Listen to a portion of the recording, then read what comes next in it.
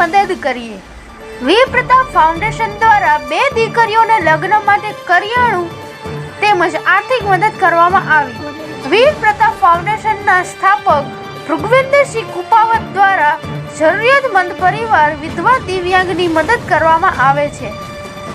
વીર Pratap ફાઉન્ડેશનની team દ્વારા નિકોડા ઈડરના 2 બહેનોને મદદ કરવામાં આવી।